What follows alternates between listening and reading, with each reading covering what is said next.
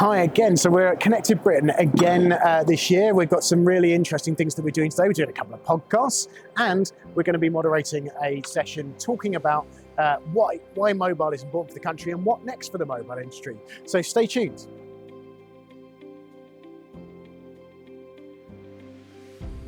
So Rob, hello. Thank you for coming from your busy schedule. You're the Managing Director of Connected Britain, so thank you very much. We got the chance to have a wee chat about Connected Britain and where it's going and how it's doing, actually. So how's it gone? I mean, we're into the second day. Yeah. No, thanks for the invitation, Gareth. It's great to come and chat with you. Although we're just starting, if you like, to wind down now. We're after lunch on day two. I think, as you'll have seen, the show has been absolutely buzzing. We've had more people than we had last year, which is great. The show's bigger than it was last year in every and way. Senior people as well. And senior people, very, very senior people. We've had an awful lot more CEOs of major operators, and then senior people. So we've had chief execs from some of the mobile operators here speaking? We have, indeed. We've had CEOs, chief execs from across the industry, both from mobile operators, all kinds of operators, then from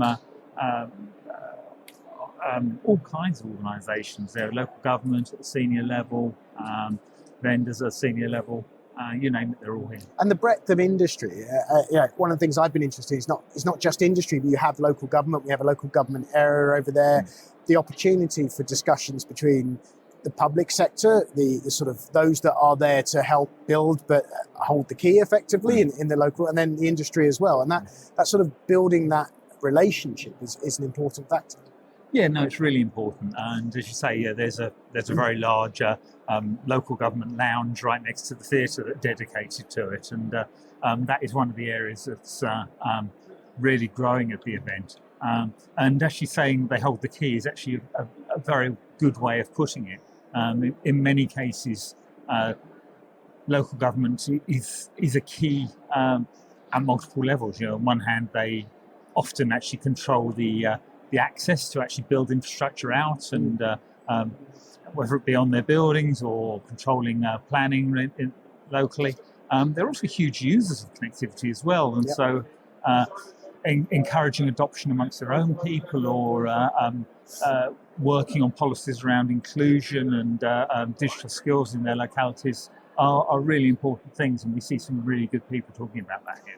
And do you think, because one thing I've noticed, if we sort of touch on the local government side of it, is quite a few digital champions, and one of the things we as an industry have found is that there's often a educational or understanding gap between the technology and when we are installing or putting applications in.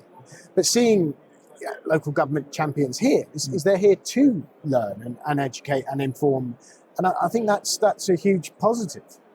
Yeah, no, it is a real positive, and a lot of local authorities are very forward-looking and have got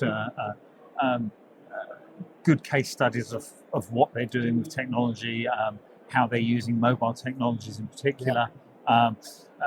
Lots of them have been trials for the latest 5G developments and all those kind of good things.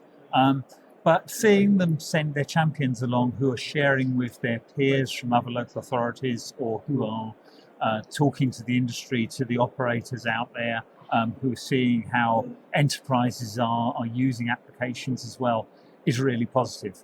I think one of the biggest challenges actually for the industry is taking the ability to let people use connectivity to the reality of them using it. And there's still a big gap there. And local authorities are very much at the forefront of closing that gap. And the growth of local authorities also, but the whole this Connected Britain itself has grown quite dramatically over the last few years. Can you just tell us where it's gone from and where it is today? Yeah, you could say it's grown dramatically. It's just over 10 years old now. When we launched it, some people will remember it, it was 300 people and half a dozen exhibition stands in a ballroom in Knightsbridge of a hotel. We moved through bigger ballrooms into the Business Design Centre in Islington, which we all loved. It's a fantastic venue, but unfortunately we outgrew it. And now we're at the Excel Centre, where we have 9 halls. We've got 18,000 square metres of exhibition space. And how many people? Somewhere north of 6,500. And that's over 2 days. Over 2 days. But actually, most of them are here for both days. Right. You know, the buzz across the 2 days has been incredible. And whilst we'd say now, afternoon of day 2, yes, it's quieting off. You know, there's, I think, 2 more sessions left on the conference agenda. Yeah. The conference rooms are still full. There's still people networking and doing deals. We can hear conversations going on right behind us here. Yeah. And There's even a pub in the centre. we've even got a pub. And as Mobile UK, we've been here, we've been speaking. I moderated a panel session earlier, and I'm always, it's a great place to have discussion and test policy ideas and put the sort of the needs of the industry into and in front of the people that we want to listen as well. Yeah, I think you can almost shortcut that in the sense that there is a huge amount of policy discussion that goes on here. When you listen to the speeches that have gone on here, there's been chief executives up on stage talking about things they're launching. They've been talking about products. They've been talking about their brand. They've also been talking about the issues that they think are important to the industry, about policy, about what they think's right and also what they think's wrong. We've had a lot of news headlines this year in all the major press, the FT, the Times, the Telegraph. So what's said here is replicated and put out across the nation? And a lot of what's been covered has been policy discussions where CEOs think things need to change. Yeah. And I mean, we can certainly attest to that, from an industry perspective, from the mobile industry. There's been a discussion about reinvestment into the industry, investment priorities, and equally ensuring the industry is investable. And one of those, for instance, is planning. Big issue for us as an industry is ensuring that in the deployment that is going with 5G and 5G standalone, we can have the right planning and policy framework. And this is a forum to engage in that discussion. Yeah, no, it's a great place to engage in that discussion. In some ways, you hear people around here saying that a lot of the build from an infrastructure point of view is now done. There's still plenty of build still to do, I think, in many ways. But the real issue actually now is adoption. And we talk about Connected Britain not so much as being a telecom event or a tech event, but as being a digital economy event. Because once people actually really adopt the technology, that's when we have real progress, and it's going to drive the economy forwards. It's going to drive how people live and all the good things we expect from Connected Britain.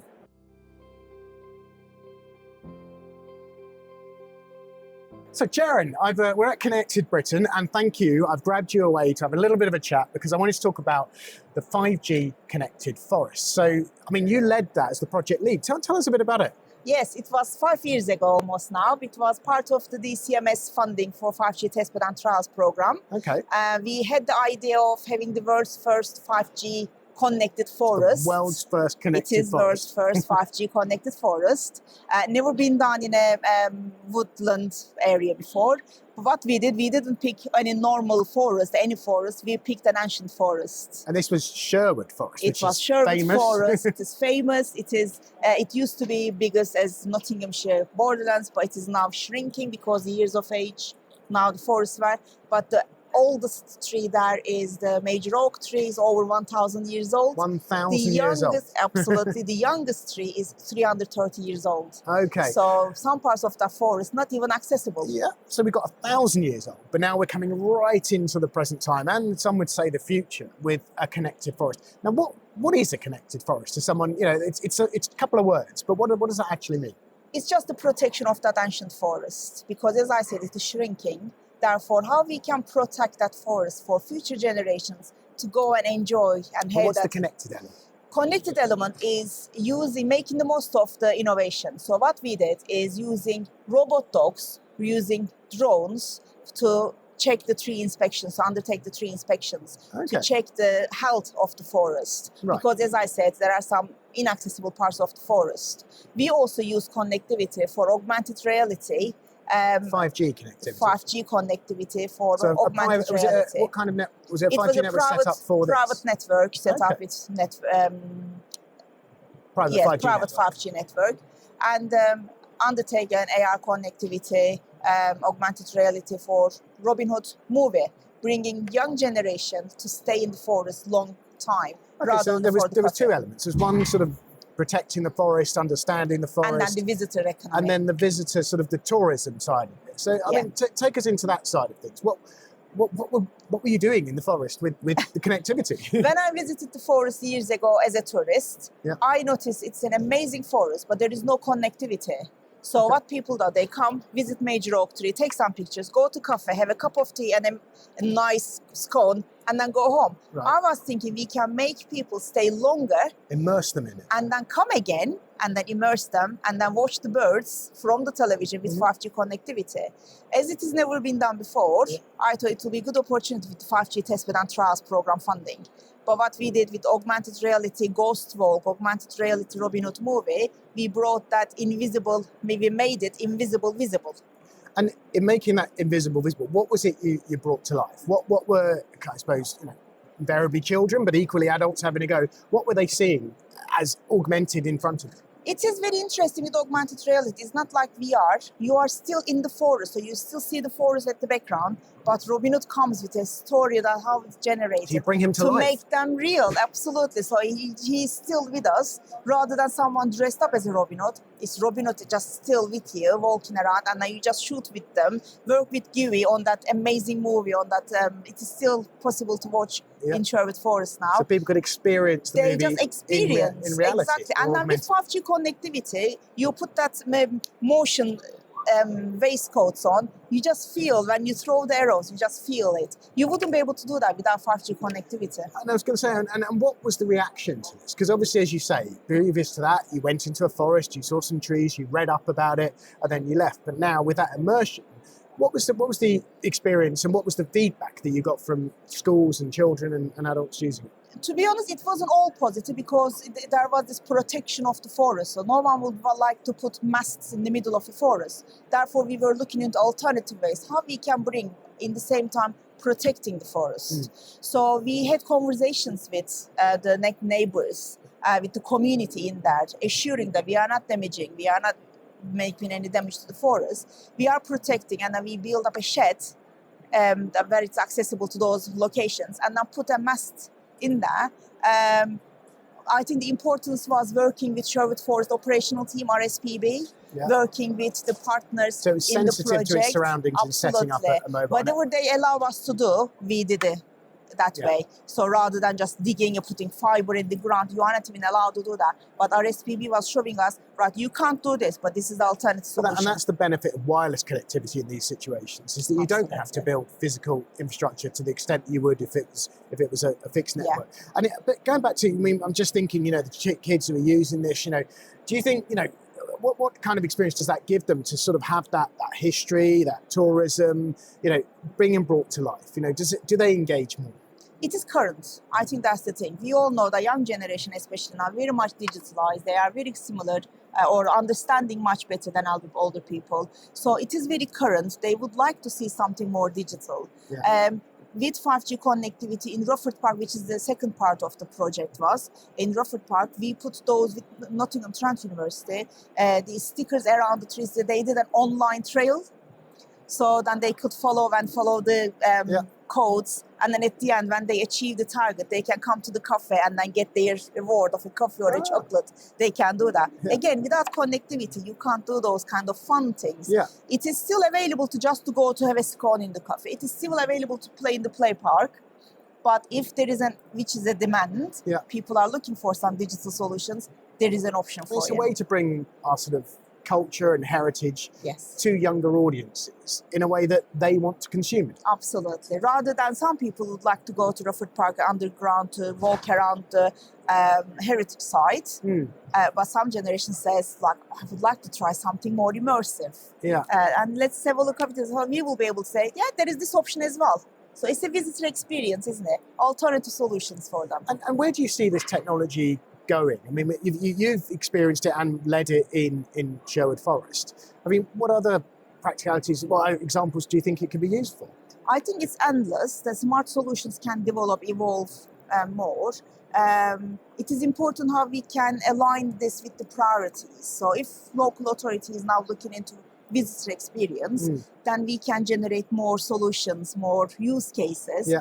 Because it is now tested, now there is that business case that we can say that this is the income you can generate with digitalization of some of the activities that you can do for visitor economy. So it builds user numbers or people coming, and equally can build the business case for it as well. So connectivity is helping bring these places back into the mainstream. Hotels and shops, local area, local communities. I think you can do that. As in a business case, you can identify the financial benefit, you can identify the economic benefit, but more important, the social benefits of local 5G connectivity. And critically, bringing this culture and heritage and tourism into the modern age and bringing it to a wider audience as well. Absolutely. And then you can say like it is possible, and this is why 5G is so important. With the private 5G especially, you can just shape and then take it to the communities. Well, I'm hoping that we throughout this video we'll have had some videos and things of this of the forest as it is, and some I pictures. can give you some robot dogs, some moves that we use. The robo dogs especially. Yeah. Which,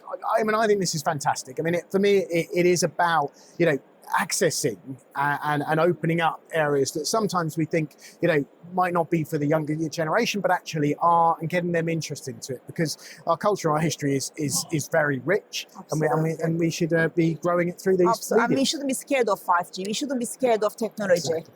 It's an enabler. It is an enabler. Brilliant. Well, Ceren, once again, I know I've dragged you off of your Washington conference. Thank you. And yeah, I mean, go and check it out if you get a chance, because from what I know, I'm looking forward to it, certainly. Thank you so much. Thank you.